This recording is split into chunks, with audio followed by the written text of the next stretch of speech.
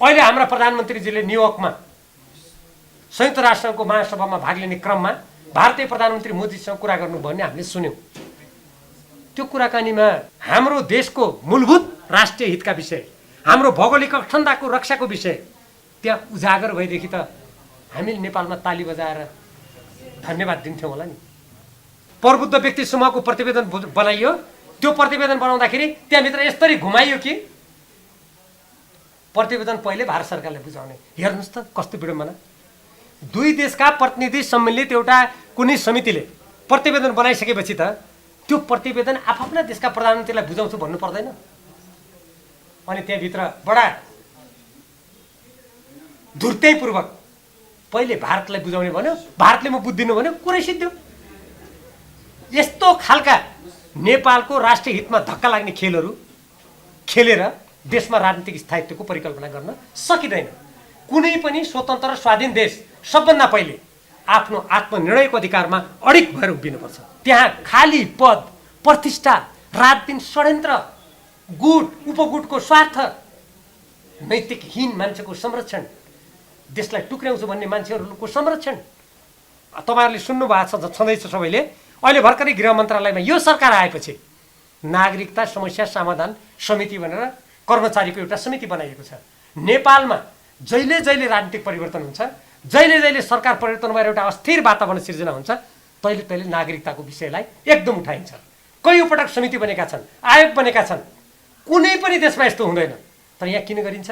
नेपालमा जनसङ्ख्याको राजनीतिबाट नेपालको चिरकालीन अस्तित्वलाई समाप्त गरिदिने त्यो दुराशयबाट भएको छ भन्ने कुरा त मैले संविधान सभामा रहँदा त्यहाँ नागरिकताको बारेमा जे जस्ता बहस भए त्योबाट मैले प्रश्न देखेको छु। अहिले सुन्नमा के आएको छ भने कतिपय विदेशीहरू जो हाम्रो यो नियमन नगरिएको सिमानाबाट फाइदा उठाएर नेपालमा आएर बसेका छन्, उनीहरूलाई अब नेपाली नागरिक बनाउने प्रपञ्च अनुसार यो खेल खेलिएको छ भन्ने सुन्नमा आएको छ। अनि कसरी हाम्रो देश एउटा राजनीतिक सुनिश्चित वातावरणमा जान्छ, एउटा गन्तव्यतर्फ अगाडि बढ्छ भनेर हामीले कसरी आशा गर्ने? सर्वोच्च अदालतले दिएको आदेशसम्म सरकारले सुन्न चाहँदैन, कार्यान्वयन गर्न चाहँदैन भने हामी कानुनी शासन र सुशासनको बाटोमा सरकार ढुक्क रूपमा अगाडि बढेर हामी नेपाली जनताले आशा गरेको, अपेक्षा गरेको समृद्ध नेपाल, कसैको अगाडि कहिल्यै नझुकेको, कसैको उपनिवेश नभएको हाम्रो स्वाधीन नेपालका हामी स्वाभिमानी नेपाली भनेर संसारको अगाडि शिर ठाडो गरेर हिँड्ने वातावरण बन्यो भनेर हामीले कसरी पत्याउने? जुन देशमा संविधान क्रियाशील भइसकेको हुन्छ त्यो देशमा राज्य सरकार संविधान बमोजिम चल्नुपर्छ। हामीले जुन कानुनी शासनको परिकल्पना गऱ्यौँ, 8 वर्ष लगाएर संविधान सभाका अत्यधिक ठुलो सङ्ख्याका सदस्यबाट त्यो संविधान पारित भयो। सबभन्दा पहिले त त्यसको सम्मान हुनुपर्छ। राजनीतिक स्थायित्व भनेको संविधान मिचेर आफ्नै सिद्धान्त, नीति र कार्यक्रमको विपरीत गएर मूल्य मान्यतालाई बिर्सेर देश र जनताको सर्वोपरि हितलाई तिलाञ्जली दिएर कसैले हामी त राजनीतिक स्थायित्व प्राप्त गर्छौँ भने त्यो फोस्रो कुरा मात्रै हुन्छ। त्यसरी हुँदैन। म सबभन्दा पहिले जुन यो राजनीतिक स्थायित्वको प्रश्न छ यसलाई नेपालका राजनीतिक दलहरूले व्यवहारमा बहुदलीय प्रतिस्पर्धक प्रणालीमा उनीहरूले जसरी निश्चित सिद्धान्त, आदर्श, नीति र कार्यक्रमको माध्यमबाट अगाडि बढ्नुपर्ने हो त्यो गरिराखेको छ कि छैन? सम्पूर्ण नेपाली जनताले त्यतातर्फ ध्यान दिनुपर्छ। जस्तो तपाईँहरूले सबैले हेर्नुभएको होला, नेपालको संविधानको धारा 269 राजनीतिक दल निश्चित दर्शन, सिद्धान्त र नीतिको आधारमा चल्नुपर्छ र त्यसकै आधारमा उसले घोषणापत्र निर्वाचन आयोगमा दर्ता गरेर त्यसको प्राप्तिको लागि काम गर्नुपर्छ भनेर लेखेको छ। तर हामी देखिराखेका छौँ नि, जस्तो उदाहरणको लागि अहिलेको सरकार, वर्तमान सरकारमा बस्ने जुन राजनीतिक दलहरू छन्, नेकपा एमाले जसको म सदस्य छु, नेपाली काङ्ग्रेस, महन्त ठाकुरजीको दल, सिके राउतजीको दल, यी दलहरूको कुन सिद्धान्त मिल्छ, कुन नीति मिल्छ, कुन कार्यक्रम मिल्छ? अझ तपाईँले विगतको निर्वाचनमा हेर्नुभयो भने त्यति बेला विपरीत सिद्धान्त भएका, विपरीत मान्यता भएका, विपरीत लक्ष्य र उद्देश्य भएका राजनीतिक दलहरूले निर्वाचनमा गठबन्धन गरे। यसलाई अलिकति ठोस भाषामा कुरा गर्ने हो, जनताले बुझ्ने भाषामा प्रयोग गर्ने हो भने नेकपा एमाले जिन्दाबाद, भोट केमा हलोमा, नेपाली काङ्ग्रेस जिन्दाबाद, भोट केमा कलममा। हामीले त्यो दृश्य देख्यौँ नि। राजनीतिक अस्थिरताको बिउ यस्तै गरेर आफ्ना घोषित नीति उद्देश्य अनुसार नचल्ने, संविधानको बाध्यात्मक व्यवस्था जसले राजनीतिक दलहरूलाई यो बहुदलीय प्रतिस्पर्धात्मक व्यवस्थामा निश्चित दर्शन, सिद्धान्त, नीतिको आधारमा अगाडि बढ्नुपर्छ भनेर निर्देशित गरेको छ, त्यसको उल्लङ्घन गर्ने, यसको अनिश्चयको बिउ त्यहाँ छ। जहाँसम्म सरकार निर्माण गर्दा अब सरकारलाई स्थायित्व दिने भन्ने प्रसङ्ग छ। सरकारको स्थायित्व हामीले सामान्यतया 5 वर्षको लागि एकपटक हुने जुन निर्वाचन हुन्छ, त्यो निर्वाचन पश्चात कमसेकम पनि त्यो सरकार 5 वर्षको लागि चलोस्। त्यसले संविधान बमोजिम, आफ्ना घोषित नीति र उद्देश्य बमोजिम देशलाई, देशको राष्ट्रिय सुरक्षा, सार्वभौमसत्ता, स्वाधीनता, स्वाभिमानलाई बलियो बनाएर आजको प्रतिस्पर्धी विश्वमा काम गरोस् भन्ने त्यो राजनीतिक स्थायित्वको अर्थ त्यो हुन्छ। अमुक व्यक्तिले अमुक राजनीतिक दलसँग मिलेर 1 वर्ष, 6 महिना, 1.5 वर्षको लागि सरकार बनाउँदा त्यो राजनीतिक अस्थिरता हुने, अर्को कुनै दलले 1-1.5 वर्षको लागि प्रधानमन्त्री बाँडीचुँडी खाउँ भनेर भन्दा वा प्रदेशमा मुख्यमन्त्री वा मन्त्रीहरूले हामी 6 महिनाको लागि, 12 महिनाको लागि, 18 महिनाको लागि, 20 महिनाको लागि हामी यस्तो यस्तो पद बाँडीचुँडी खाउँ, मुख्यमन्त्री फलानु दलको यति महिना, फलानु दलको यति महिना भनेर भागबन्डा गरेर, अनि त्यति बेला सरकार परिवर्तन हुँदा राजनीतिक स्थायित्व हुने, त्यो हुन सक्दैन। जस्तै उदाहरणको लागि अहिले हाम्रो पार्टीको अध्यक्ष केपी ओलीजी प्रधानमन्त्री हुनुहुन्छ। अब बाँकी जुन 3.5 वर्षभन्दा अलिकति कम छ, उहाँ त्यो अवधिको लागि पुरै प्रधानमन्त्री हुने भएदेखि विपरीत सिद्धान्तका राजनीतिक दल भए पनि यसले एक हदसम्म सरकारको स्थायित्व दिन हुने रहेछ भनेर हामी सोच्न सक्थ्यौँ, तर त्यो त छैन। 1.5 वर्षपछि त उहाँले प्रधानमन्त्री छोड्नुपर्छ। अहिलेको सहमति अनुसार यदि त्यो सहमति अगाडि गयो भने त्यसपछि मन्त्रीहरू पनि कतिपय फेरबदल हुन्छन्। प्रदेशमा तपाईँहरूले देख्नुभयो होला नि, प्रदेशमा पनि यति महिना तिमीले खाने, यति महिना मैले खाने भन्ने उहाँहरूले सम्झौता गरिसक्नुभयो। त्यहाँ फेरि सबै मन्त्रीहरू फेरिनेछन्, त्यहाँ मुख्यमन्त्री फेरिनेछन्, कर्मचारी प्रशासन फेरिनेछ, अनि कहाँनिर स्थायित्व भयो? स्थायित्व त्यहाँ अर्थमा छ त? अहिले मैले सुनिरहेको छु, यहाँहरू सञ्चारकर्मी साथीहरू हुनुहुन्छ, यहाँहरूलाई अझ बढी थाहा होला, अहिले प्रशासन यन्त्रभित्र प्रशासन सञ्चालन गर्ने न्यूनतम मूल्य मान्यतालाई समेत मिचेर व्यापक रूपमा कर्मचारीहरूको सरुवा भइरहेको छ भन्ने कुरा हामी दिनदिनै समाचार माध्यममा पढिरहेका छौँ। अझ कतिपय ठाउँमा आफ्ना मान्छे, निकटका मान्छे वा आफूले रुचाइएका मान्छे ल्याउने नाममा कर्मचारीहरूको निरन्तर कतिपय कर्मचारीमाथि अत्याचार हुने गरी सरुवा भइरहेको हामी सुन्दछौँ। अनि कहाँनिर स्थायित्व भयो? त्यसकारण राजनीतिक स्थायित्व हामी सुशासनको लागि आवश्यक हुन्छ भनी ठान्छौँ भने सबभन्दा पहिले नेपालको संविधान बमोजिम राजनीतिक दलहरू संविधानको धारा 269 बमोजिम आफ्नो सिद्धान्त, नीति, आदर्श र यो राष्ट्रको सर्वोपरि हितमा काम गर्ने, राष्ट्रहित विपरीत कुनै आचरणमा वा काम गरेमा संविधानको धारा 5 बमोजिम सङ्घीय कानुन ल्याएर दण्डित गर्ने जुन व्यवस्था छ त्यो क्रियाशील हुनु पर्यो नि। अनि संविधानको धारा 5 बमोजिम राष्ट्रिय हितको रक्षा गर्नुको लागि आवश्यक पर्ने सङ्घीय कानुन अहिलेसम्म किन नल्याएको? अनि कसरी देश एउटा सुशासनको बाटोमा सुनिश्चित किसिमले कसरी अगाडि बढ्न सक्छ?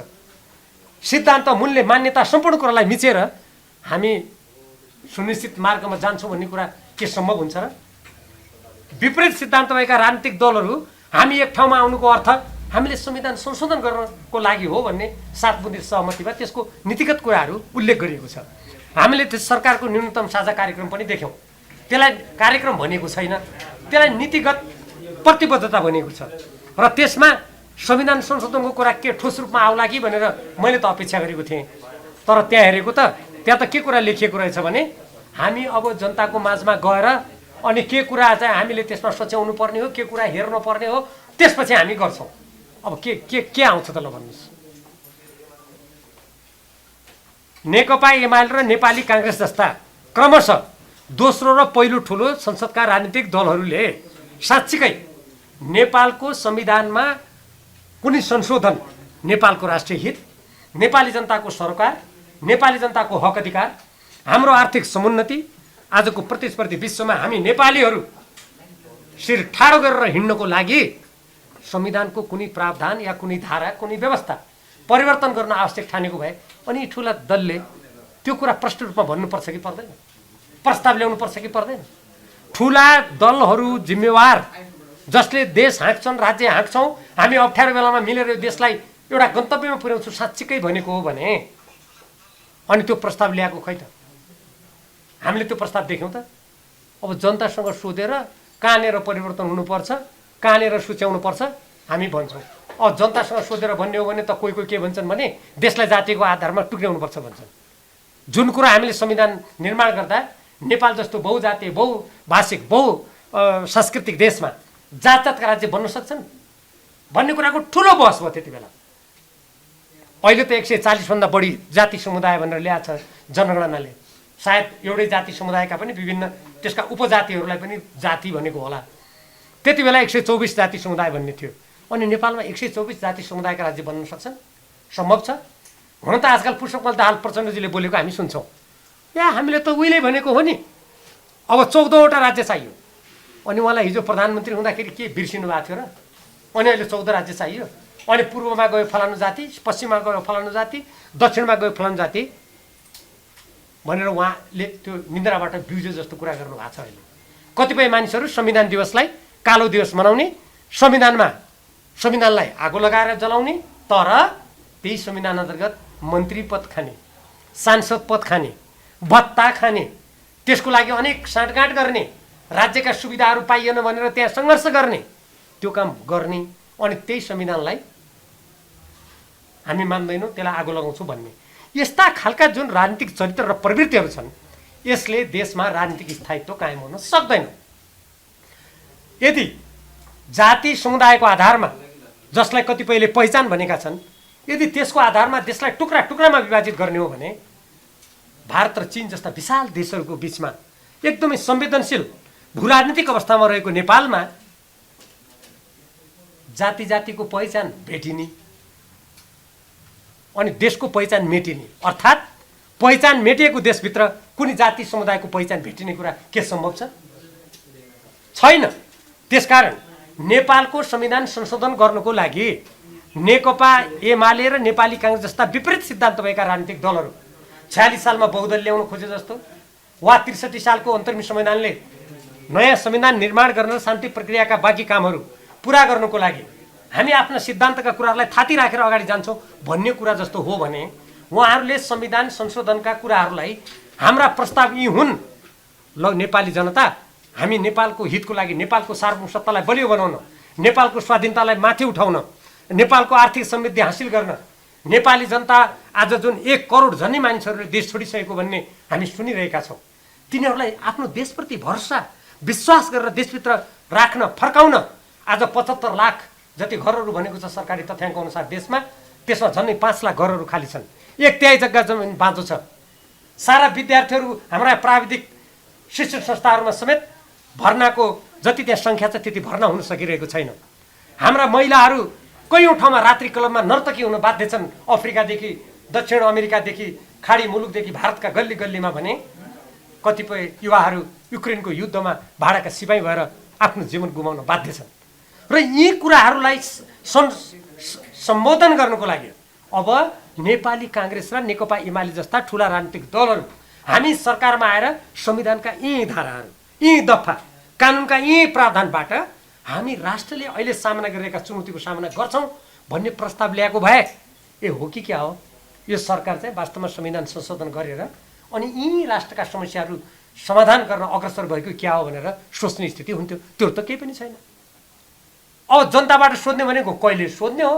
अहिले जनता त थरी थरीका छन्, कोही संविधानमा आगो लगाउने छन्, कोही जातीय आधारमा देश टुक्र्याउनु पर्छ भन्ने छन्, कोही हामी यो खुला जुन यो हाम्रो यो अन्तर्राष्ट्रिय कानुन बमोजिम नियमित नगरिएको जुन हाम्रो सिमाना छ त्यो यस्तै राख्नुपर्छ भन्ने छ। कोही अहिले तपाईँहरूले सुन्नुभएको छ छँदैछ सबैले, अहिले भर्खरै गृह मन्त्रालयमा यो सरकार आएपछि नागरिकता समस्या समाधान समिति भनेर कर्मचारीको एउटा समिति बनाइएको छ। नेपालमा जहिले जहिले राजनीतिक परिवर्तन हुन्छ, जहिले जहिले सरकार परिवर्तन भएर एउटा अस्थिर वातावरण सिर्जना हुन्छ, तहिले तहिले नागरिकताको विषयलाई एकदम उठाइन्छ। कैयौँ पटक समिति बनेका छन्, आयोग बनेका छन्, कुनै पनि देशमा यस्तो हुँदैन। तर यहाँ किन गरिन्छ? नेपालमा जनसङ्ख्याको राजनीतिबाट नेपालको चिरकालीन अस्तित्वलाई समाप्त गरिदिने त्यो दुराशयबाट भएको छ भन्ने कुरा त मैले संविधान सभामा रहँदा त्यहाँ नागरिकताको बारेमा जे जस्ता बहस भए त्योबाट मैले प्रश्न देखेको छु। अहिले सुन्नमा के आएको छ भने कतिपय विदेशीहरू जो हाम्रो यो नियमन नगरिएको सिमानाबाट फाइदा उठाएर नेपालमा आएर बसेका छन्, उनीहरूलाई अब नेपाली नागरिक बनाउने प्रपञ्च अनुसार यो खेल खेलिएको छ भन्ने सुन्नमा आएको छ। अब यो त भोलि व्यवहारमा थाहा होला। यहाँहरू जस्तो सञ्चारकर्मी साथीहरूले अझ खोज्नु भए राम्ररी प्रश्न हुनेछ। म यही प्रसङ्गमा सर्वोच्च अदालतले 2000 यो गएको वर्ष वैशाखमा अलि अगाडि, मैले ठ्याक्कै मिति अहिले म पछि सम्झेपछि भनौँला, उहाँ सर्वोच्च अदालतले एउटा फैसला गरेको छ। त्यो मुद्दा अधिवक्ता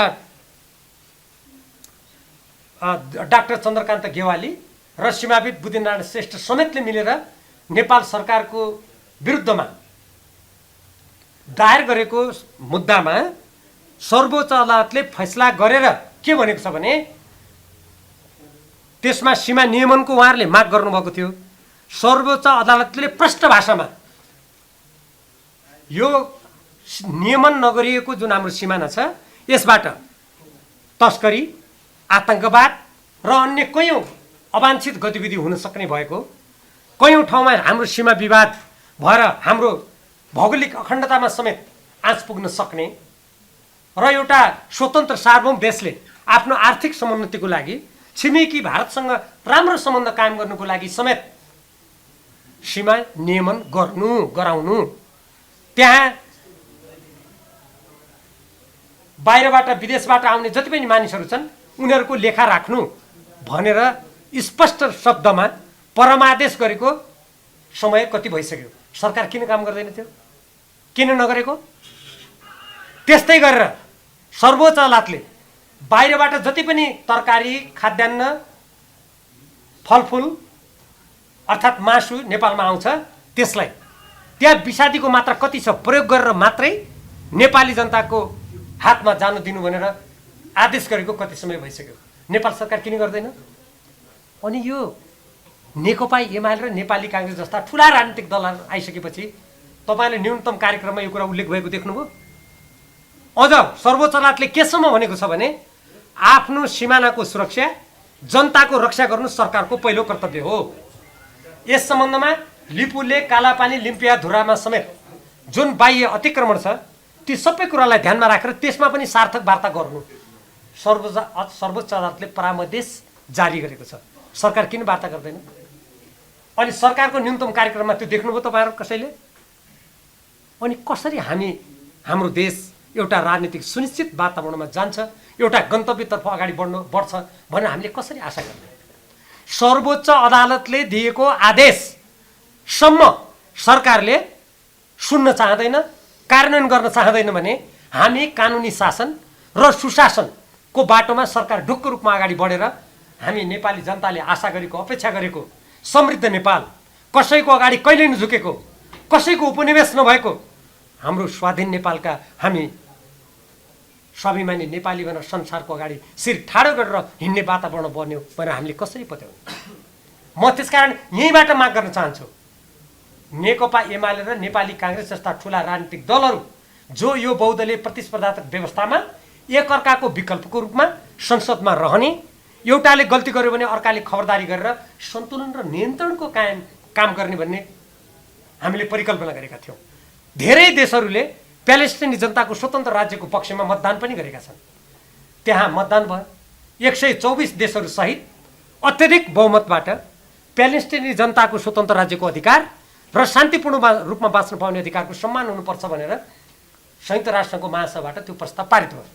दक्षिण एसियाका बङ्गलादेश, श्रीलङ्का, मालदिव, भुटान समेतले प्यालेस्टाइनी जनताको त्यो अधिकारको पक्षमा मतदान गरे। नेपालले यसभन्दा अगाडि सधैँ संविधान बमोजिम पनि हाम्रो पार्टी जुन हाम्रो सरकारको नीति हो त्यो नीति बमोजिम प्यालेस्टाइनी जनताको त्यो अधिकारको पक्षमा आफूलाई उभ्याउँदै आएको थियो।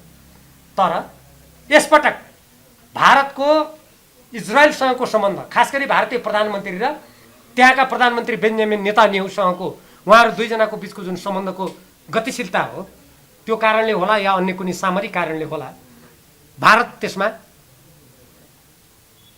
अनुपस्थित भएर बस्यो। उसले मतदान गरेन, पक्ष विपक्षमा दुईटैमा गरेन। अनि नेपालले पनि त्यही गरे। अनि नेपालको संविधानको धारा 51 मा नेपालको परराष्ट्र नीति, संयुक्त राष्ट्रको बडापत्र, असंलग्नता, पञ्चशीलका सिद्धान्त, विश्व शान्तिको आधारमा राष्ट्रिय हितलाई सर्वोपरि राखेर सञ्चालन, स्वतन्त्र रूपमा सञ्चालन गरिनेछ। विगतका सबै असमान सन्धि सम्झौताको पुनरावलोकन गरिनेछ र अब उपरान्त त्यस्ता कुनै पनि सम्झौता समानता र पारस्परिक हितको आधारमा गरिनेछ भनेर जुन संविधानमा लेखिएको छ, अहिले संयुक्त राष्ट्रसङ्घमा नेपालले आफ्नो विगतदेखि अवलम्बन गर्दै आएको स्वतन्त्र परराष्ट्र नीति अन्तर्गत न्याय र शान्तिको पक्षमा उभिने बाटोलाई तिलाञ्जली दिएकी थिएन।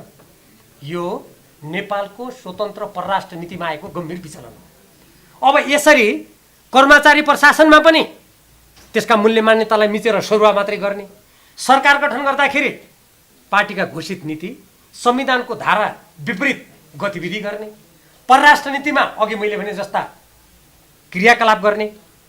अनि हामी चाहिँ राजनीतिक स्थायित्व दिन्छौँ भने स्थायित्व के को आधारमा?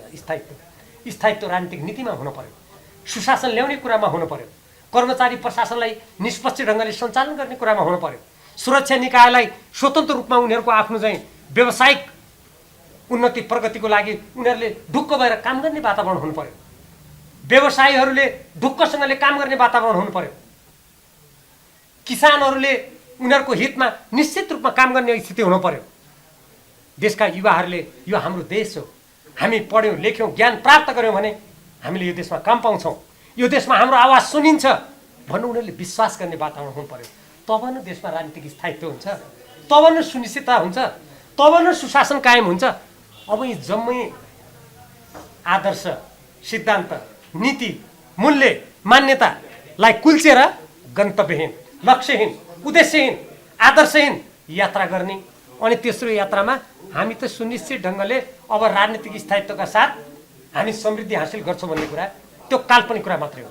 तपाईँहरूले भर्खरै सुन्नुभयो होला, अहिले यो 2 महिनामा मात्रै नेपाल सरकारले झन्नै 95 अर्ब रुपैयाँ विदेशी ऋण लिएको छ 2 महिनाभित्रमा। केही समय अगाडि नेपालको कुल गारस्थे उत्पादनको 43% सार्वजनिक ऋण थियो, अहिले त त्यसले 44% नागिसकेको छ, झन्डै 45% पुग्न लागेको छ।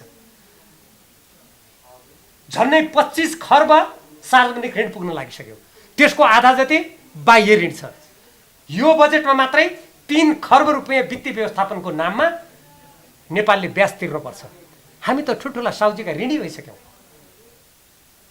अनि यत्रा ठुला राजनीतिक दल एक ठाउँमा आएपछि नेपालको संविधानले हामी बाह्य ऋण र सहयोग नेपालको प्राथमिकताको क्षेत्रमा मात्रै लिने, स्वदेशी कच्चा पदार्थमा आधारित उद्योग धन्दालाई प्रश्रय दिने, राष्ट्रिय अर्थतन्त्रको निर्माण गर्ने भन्ने कुरा खोइ म त यो सरकारको नीति त्यो न्यूनतम जुन नीतिगत प्रतिबद्धता भनिएको छ त्यहाँ त्यसलाई कार्यान्वयन गर्ने कुरा त मैले कहीँ पनि देखिनँ।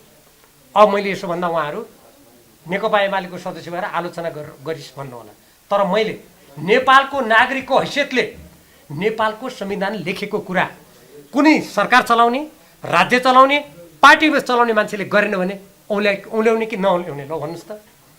मैले त शपथ खाएको छु पार्टीको सदस्य हुँदा कसैको धक नमाने, देशको पक्षमा, बाह्य हस्तक्षेपको विरुद्धमा इमान्दारीपूर्वक म दृढतापूर्वक उभिनु छु भनेर शपथ खाएको छ नि।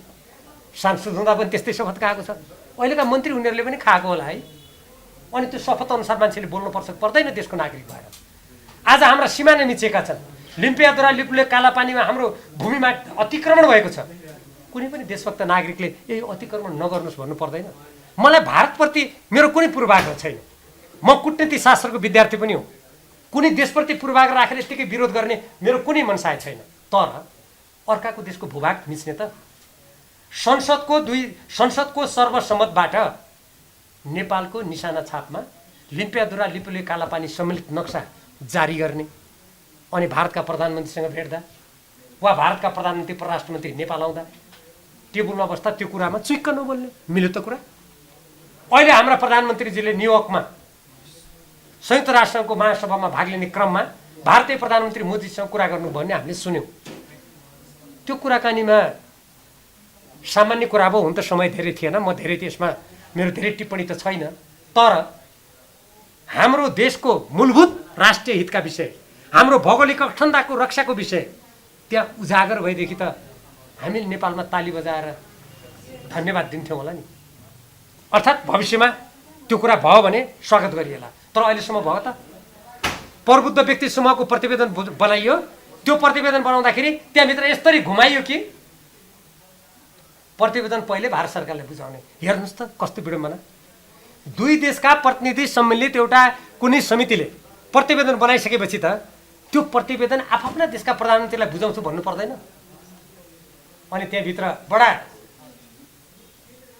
धुर्त्यैपूर्वक पहिले भारतलाई बुझाउने भन्यो, भारतले म बुझ्दिनँ भन्यो, कुरै सिद्धियो। यस्तो खालका नेपालको राष्ट्रिय हितमा धक्का लाग्ने खेलहरू खेलेर देशमा राजनीतिक स्थायित्वको परिकल्पना गर्न सकिँदैन। कुनै पनि स्वतन्त्र र स्वाधीन देश सबभन्दा पहिले आफ्नो आत्मनिर्णयको अधिकारमा अडिग भएर उभिनुपर्छ। हामीले हाम्रो संविधानको बारेमा, हाम्रो राज्य सञ्चालनको बारेमा, अर्थनीति, सुरक्षा नीति, कृषि नीति, पर्यटन नीति, सञ्चार नीतिको बारेमा सबभन्दा पहिले त नेपालीले निर्णय गर्न पाउनु पर्यो नि। नेपालको संसदले निर्णय गर्नु, नेपालको सरकारले निर्णय गर्नु पर्यो, नेपालका राजनीतिक दलहरूले निर्णय गर्न पाउनु पर्यो नि। अनि विदेशीहरूले जे हस्तक्षेप गर्यो त्यही हामी दिनदिनै समाचार सुन्छौँ। हाम्रो अर्थतन्त्र कता जाने भन्ने कुरा विदेशी संस्थाहरूले निर्देशन दिएको दिए हामीले दैनिक समाचार सुन्नु परिरहेको छ। के अरू देशमा त्यस्तै हुन्छ? त्यो हुन सक्दैन। मैले आजसम्म नेपालको संविधानले जे भनेको छ, हाम्रै पार्टी नेकपा एमालेको विधानमा सिद्धान्तमा जे छ, अरू पार्टीले जनताका अगाडि निर्वाचन घोषणा पत्र मार्फत नेपालको राष्ट्रिय हितमा जे प्रतिज्ञा गरेका छन् ती कुरा लागू गर भन्यो मेरो। ती लागू भएनन्। त्यहाँ खाली पद, प्रतिष्ठा, रातदिन षड्यन्त्र, गुट उपगुटको स्वार्थ, नैतिकहीन मान्छेको संरक्षण, देशलाई टुक्र्याउँछु भन्ने मान्छेहरूको संरक्षण, यस्तो गर्नु भनेको यो नेपालको राष्ट्रिय हितमा त छैन। नेपालको संविधान र नेपाली जनताले परिकल्पना गरेको एउटा स्वाधीन, स्वतन्त्र, असमान सन्धि समताहरूबाट मुक्त, आफ्नो खुट्टामा आफै उभिने, हिजो अङ्ग्रेजको शासनमा पनि कसैको अधीनमा नगएको